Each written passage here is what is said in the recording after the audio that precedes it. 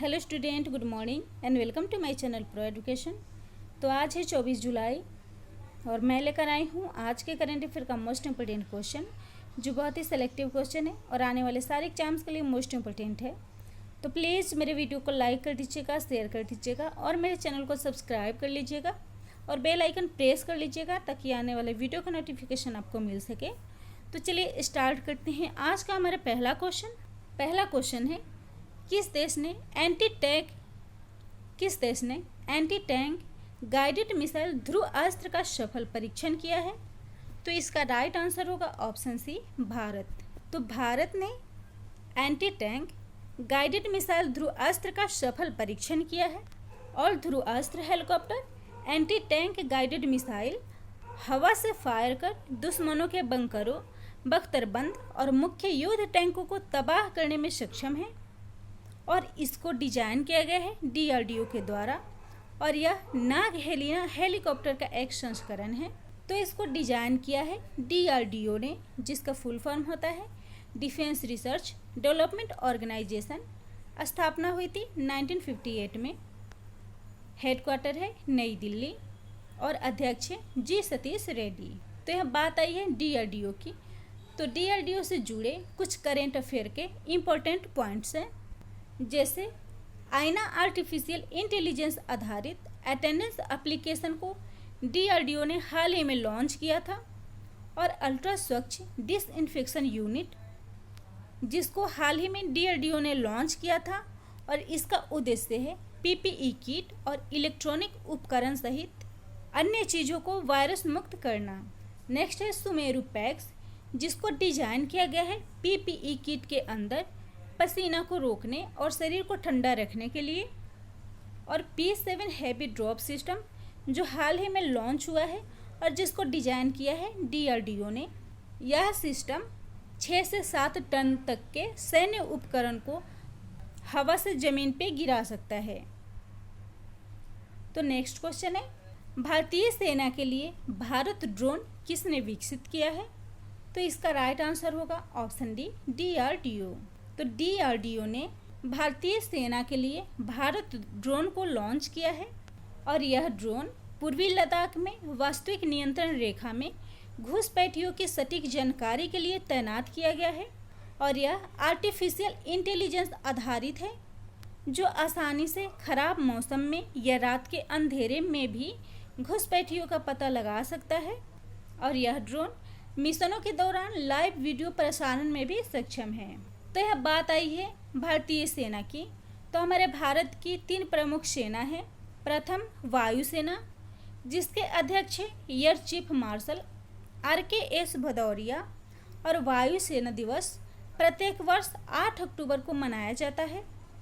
और हाल ही में वायुसेना ने एयरबोर्न रेस्क्यू पॉड अर्पित को लॉन्च किया है, जिसका उद्देश्य है दूर दराज के क्षेत्रों या पहाड़ी जगहों पर रहने वाले कोविड-19 मरीजों को वहां से निकालना। नेक्स्ट है थल सेना, जिसके अध्यक्ष हैं मनोज मुकुंद नरवणे और थल सेना दिवस प्रत्येक वर्ष 15 जनवरी को मनाया जाता है और इस बार का थीम था emerging defence manufacturing hub. Next है नौसेना, जिसके अध्यक्ष है एडमिरल करमबीर सिंह और नौसेना दिवस प्रत्येक वर्ष 4 दिसंबर को मनाया जाता है। अगला क्वेश्चन है, हाल ही में किसने UPI ऑटो पे सुविधा की शुरुआत की है? तो इसका राइट आंसर होगा ऑप्शन बी, NPCI। NPCI ने UPI ऑटो पे सुविधा की शुरुआत की है। तो भारतीय राष्ट्रीय भुगतान निगम यानी कि NPCI ने UPI ऑटो पे सुविधा को शुरू की है, जिसके उपयोग से 2000 तक की राशि का भुगतान बिना पिन के भी किया जा सकता है और 2000 से अधिक राशि के लिए हर बार पिन की आवश्यकता होगी। तो यहाँ बात आई है NPCI की, जिसका फुल फॉर्म होता है national payments corporation of India. स्थापना हुई थी 2008 में। हेडक्वार्टर है मुंबई, महाराष्ट्र। अध्यक्ष है विश्व मोहन महापात्रा और MD एंड CEO हैं दिलीप अश्वे। और NPCI ने हाल ही में AI आधारित PAI चैटबॉट को लॉन्च किया है जिसका उद्देश्य है एनपीसीआई के प्रोडक्ट फास्टैग, रुपए, यूपीआई, एईपीएस के प्रति लोगों को जागरूक करना। नेक्स्ट क्वेश्चन है एसबीआई जनरल इंश्योरेंस के एमडी और सीईओ कौन नियुक्त हुए हैं? तो इसका राइट आंसर होगा ऑप्शन ए पीसी कांडपाल। तो PC Kandpal SBI general insurance के प्रबंध निदेशक और मुख्य कार्यकारी अधिकारी नियुक्त हुए हैं और इससे पहले वे 2019 से एसबीआई जनरल इंश्योरेंस के डिप्टी सीईओ थे और वे एसबीआई के एमडी और सीईओ के रूप में भूषण महापात्रा की जगह लेंगे। तो यह बात हो रही है एसबीआई जनरल इंश्योरेंस की। स्थापना हुई थी 2009 में। मुख्यालय है मुंबई, महाराष्ट्र और एमडी एंड सीईओ हैं पीसी कांडपाल। और एसबीआई जनरल इंश्योरेंस का ऑनर है स्टेट बैंक ऑफ इंडिया, जिसकी भागीदारी इसमें 70% है और एक्सिस बैंक इसकी भागीदारी इसमें 30% है। तो यह बात आई है एसबीआई की। इससे जुड़े कुछ इम्पोर्टेंट पॉइंट्स है। तो हाल ही में एसबीआई कार्ड्स के प्रबंध निदेशक और मुख्य कार्यकारी अधिकारी अश्विनी कुमार तिवारी बने हैं और एसबीआई ने हाल ही में योनो ब्रांच को लॉन्च किया है, जिसका उद्देश्य है ग्राहकों को डिजिटल बैंकिंग अपनाने के लिए उन्हें प्रोत्साहित करना। और एसबीआई ने 2020-21 में भारत का जीडीपी ग्रोथ -6.8% रहने का अनुमान लगाया था। नेक्स्ट है वन स्टॉप शॉप योजना किस राज्य में शुरू किया गया है? तो इसका राइट आंसर होगा ऑप्शन बी राजस्थान। राजस्थान में वन स्टॉप शॉप योजना की शुरुआत की गई है और इस योजना के तहत प्रवासी उद्यमियों को राजस्थान में अधिक से अधिक औद्योगिक निवेश के लिए आमंत्रित किया जाएगा। और इस योजना के तहत व्यवसायी एक छत के नीचे 98 प्रकार की उद्योगों की मंजूरी प्राप्त कर सकेंगे। तो यह बात आई है राजस्थान की, जिसकी राजधानी है जयपुर और जयपुर को पिंक सिटी कहा जाता है। मुख्यमंत्री है अशोक गहलोत, राज्यपाल हैं कलराज मिश्रा, पड़ोसी राज्य है पंजाब, हरियाणा, उत्तर प्रदेश, मध्य प्रदेश और गुजरात। राजस्थान का प्रमुख त्यौहार है गणगौर और प्रमुख नृत्य है घूमर। प्रमुख झील है पुष्कर झील, राजसमंद झील और पिछोला झील। और भारत का सबसे बड़ा मरुस्थल थार मरुस्थल है, जिसका 61% हिस्सा राजस्थान में है। और राजस्थान का एकमात्र हिल स्टेशन है जिसका नाम है माउंट आबू। और भारत की एकमात्र लवणीय नदी लूनी नदी है जो राजस्थान में बहती है। और क्षेत्रफल के आधार पर भारत का सबसे बड़ा राज्य है राजस्थान। और राजस्थान में एम्प्लॉय एक्सचेंज पोर्टल की शुरुआत की गई है, जिसका उद्देश्य है प्रवासी मजदूरों को राजस्थान में रोजगार प्रदान करना। वंदन योजना, इंदिरा रसोई योजना, निःशुल्क बस सेवा को राजस्थान में शुरू किया गया है। और हाल ही में प्योर फॉर श्योर अभियान को भी राजस्थान में डेयरी उत्पादों की सुरक्षा के लिए शुरू किया गया है। नेक्स्ट क्वेश्चन है नई दिल्ली में किस भारतीय सेना के कमांडरों का सम्मेलन किया जा रहा है? तो इसका राइट आंसर होगा ऑप्शन डी भारतीय वायुसेना। तो नई दिल्ली में भारतीय वायुसेना के कमांडरों का सम्मेलन किया जा रहा है और रक्षा मंत्री राजनाथ सिंह द्वारा इस सम्मेलन का उद्घाटन किया गया था। और इस सम्मेलन का विषय था IAF in the next decade, यानी कि अगले दशक में भारतीय वायुसेना। और इस सम्मेलन में अगले दशक में भारतीय वायुसेना की परिचालन क्षमता बढ़ाने के कार्य योजना पर विचार किया जाएगा। तो यह बात हो रही है भारतीय वायुसेना की। स्थापना हुई थी 8 अक्टूबर 1932 में। मुख्यालय है नई दिल्ली और अध्यक्ष है air chief marshal RKS Bhadauria. तो इस क्वेश्चन से जुड़े करेंट अफेयर के कुछ इम्पोर्टेंट पॉइंट्स हैं, जैसे हाल ही में 45वीं इंडिया आइडियाज समिट 2020 का आयोजन हुआ था और तीसरी G20 का बैठक वर्चुअल माध्यम से सऊदी अरब में आयोजित किया गया था। और इस बैठक में भारत का प्रतिनिधित्व वित्त मंत्री निर्मला सीतारमण ने किया था। नेक्स्ट है, भारत और ऑस्ट्रेलिया के बीच रक्षा और टेक्नोलॉजी सहित 7 समझौतों के लिए वर्चुअल समिट हाल ही में संपन्न हुआ है। नेक्स्ट क्वेश्चन है, माइकल फ्रैंकलिन पुरस्कार 2020 से किसे सम्मानित किया गया है? तो इसका राइट आंसर होगा ऑप्शन बी, तारा जून विंच को माइकल फ्रैंकलिन पुरस्कार 2020 से सम्मानित किया गया है और उनको यह पुरस्कार उनकी पुस्तक द यील्ड के लिए दिया गया है। तो माइकल फ्रैंकलिन पुरस्कार, यह पुरस्कार उन लेखकों को दिया जाता है जो उच्चतम साहित्य योग्यता के साथ ही ऑस्ट्रेलियाई लोगों के जीवन का भी प्रतिनिधित्व करते हैं। तो इस क्वेश्चन के दिए गए बाकी ऑप्शन को भी डिफाइन कर लेते हैं। तो फर्स्ट ऑप्शन था फ्रिया ठकराल, जिन्हें हाल ही में डायना अवार्ड से सम्मानित किया गया था। सेकेंड है सचिन अवस्थी, जिनको हाल ही में ग्लोबल ह्यूमैनिटेरियन अवार्ड 2020 से सम्मानित किया गया है। और तीसरा है जी आकाश, जो हाल ही में भारत के 66वें ग्रैंड मास्टर बने हैं। अगला क्वेश्चन है, किस आयुर्विज्ञान संस्थान यानी कि एम्स ने EICU का शुभारंभ किया है? तो इसका राइट आंसर होगा ऑप्शन बी, एम्स दिल्ली। तो एम्स दिल्ली ने EICU का शुभारंभ किया है। तो कोविड-19 से होने वाली मौतों को कंट्रोल करने के लिए एम्स नई दिल्ली ने देश भर के ICU डॉक्टरों के साथ एक वीडियो परामर्श कार्यक्रम ICU शुरू किया है और इस कार्यक्रम में वर्चुअल माध्यम से डॉक्टरों से कोविड-19 मरीजों के लिए उपचार संबंधी बातें की जाएंगी। तो यह बात हो रही है एम्स दिल्ली की। एम्स, जिसका फुल फॉर्म होता है all India institute of medical science, यानी कि अखिल भारतीय आयुर्विज्ञान संस्थान, स्थापना हुई थी 1956 में। स्थान है नई दिल्ली और निदेशक है रणदीप गुलेरिया।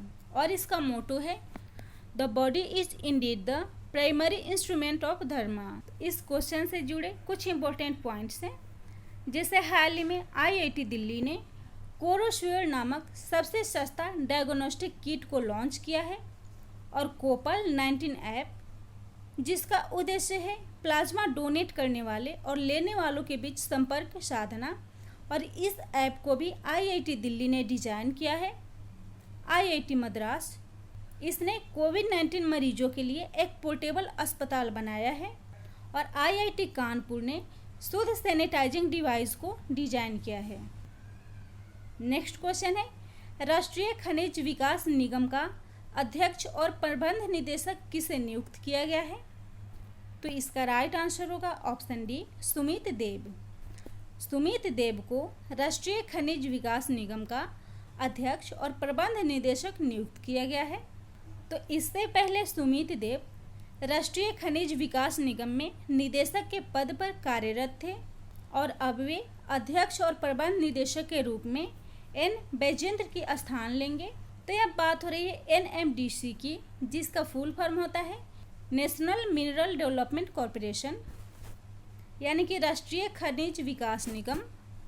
यह भारत सरकार का एक लौह अयस्क खनन इकाई है। इसकी स्थापना हुई थी 1958 में। मुख्यालय है हैदराबाद और हाल ही में CMD बने हैं सुमित देव।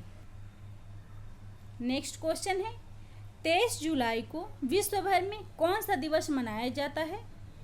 तो इसका राइट आंसर होगा ऑप्शन ए, राष्ट्रीय प्रसारण दिवस।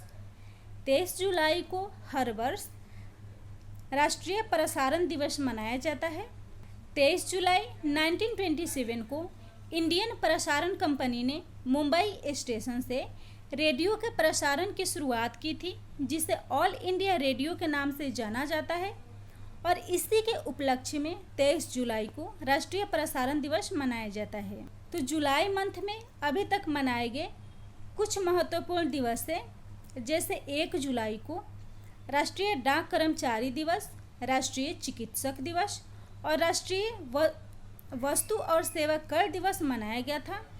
2 जुलाई को विश्व खेल पत्रकार दिवस, 4 जुलाई को अंतर्राष्ट्रीय सहकारिता दिवस, जो प्रत्येक वर्ष जुलाई के पहले शनिवार को मनाया जाता है। 6 जुलाई को विश्व पशुजन्य रोग दिवस और 7 जुलाई को विश्व चॉकलेट दिवस मनाया गया था।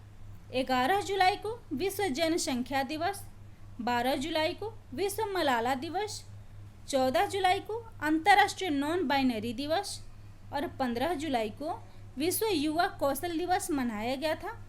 17 जुलाई को अंतर्राष्ट्रीय न्याय दिवस और विश्व यूमोजी दिवस मनाया गया था और 18 जुलाई को विश्व नेल्सन मंडेला दिवस, 20 जुलाई को विश्व शतरंज दिवस और 22 जुलाई को राष्ट्रीय झंडा अंगीकरण दिवस मनाया गया था। नेक्स्ट क्वेश्चन है, किस राज्य में आशा और आंगनबाड़ी कार्यकर्ताओं के लिए मासिक पेंशन की घोषणा की गई है? तो इसका राइट आंसर होगा ऑप्शन सी, उड़ीसा। उड़ीसा में आशा और आंगनबाड़ी कार्यकर्ताओं के लिए मासिक पेंशन की घोषणा की गई है। तो उड़ीसा राज्य सरकार ने कोविड-19 से मरने वाले आंगनबाड़ी और आशा कार्यकर्ताओं के परिजनों को मासिक पेंशन देने की घोषणा की है और यह पेंशन आंगनबाड़ी और आशा कार्यकर्ताओं की सेवानिवृत्ति की आयु तक मिलती रहेगी। तो यह बात हो रही उड़ीसा की। राजधानी है भुवनेश्वर, मुख्यमंत्री हैं नवीन पटनायक, राज्यपाल हैं गणेशी लाल, हाई कोर्ट है कटक और नेशनल पार्क है भितरकनिका नेशनल पार्क और सिमलीपाल नेशनल पार्क। बांध है इंद्रावती बांध जो इंद्रावती नदी पर बना हुआ है, हीराकुंड बांध जो महानदी पर बना हुआ है। पड़ोसी राज्य है छत्तीसगढ़, आंध्र प्रदेश, पश्चिम बंगाल और झारखंड। और जनजातियां हैं संथाल, कोल और गोंड। और उड़ीसा के महानदी में 500 साल पुराना 60 फीट का प्राचीन मंदिर हाल ही में मिला है। और कोविड-19 में भरोसा हेल्पलाइन को उड़ीसा में शुरू किया गया था, जिसका उद्देश्य था पेंडेमिक छात्रों की काउंसलिंग इसके जरिए की जा सके। सबूजा योजना, जिसका उद्देश्य है हरित आवरण को बढ़ाना। वंदे उत्कल जननी संगीत को उड़ीसा में 110 सालों के बाद राज्य गीत घोषित किया गया है। और हाल ही में ट्रांसजेंडरों के लिए मधुबाबू पेंशन योजना की शुरुआत भी उड़ीसा में की गई है। और सरकारी भूमि की निगरानी के लिए ब्लू स्पाई यूनिट भी उड़ीसा में शुरू किया गया है। नेक्स्ट क्वेश्चन है, किस राज्य ने किसान मित्र योजना की शुरुआत की है? तो इसका राइट आंसर होगा ऑप्शन ए, हरियाणा। हरियाणा ने किसान मित्र योजना की शुरुआत की है। तो किसान मित्र योजना को हरियाणा में किसानों, पशुपालन, डेयरी, बागवानी और छोटे किसानों को प्रेरित करने के लिए शुरू किया गया है। और इस योजना का उद्देश्य है राज्य के सभी किसानों और व्यवसायियों को सशक्त और आत्मनिर्भर बनाना। तो यह बात हो रही है हरियाणा की। राजधानी है चंडीगढ़, मुख्यमंत्री हैं मनोहर लाल खट्टर, राज्यपाल हैं सत्यदेव नारायण आर्य, राजभाषा है हरियाणवी, हिंदी और पंजाबी, हाई कोर्ट है चंडीगढ़, मुख्य न्यायाधीश है रविशंकर झा।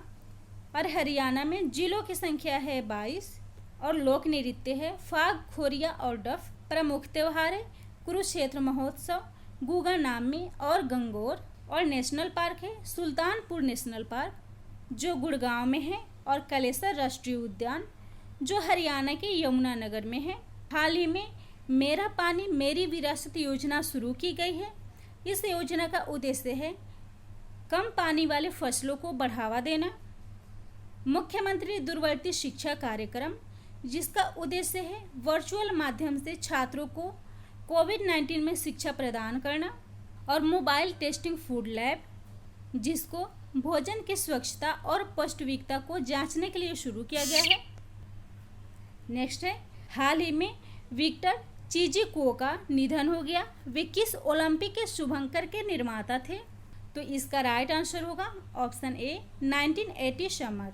तो विक्टर चिजिको 1980 समर के शुभंकर के निर्माता थे। और यह शुभंकर एक भूरे कलर का भालू था जिसका नाम मीशा था। और विक्टर चिजिको की ड्राइंग का इस्तेमाल लोकप्रिय पत्रिकाओं में किया गया था, जिनमें young naturalist, twinkle, funny pictures और मुरझान का शामिल है।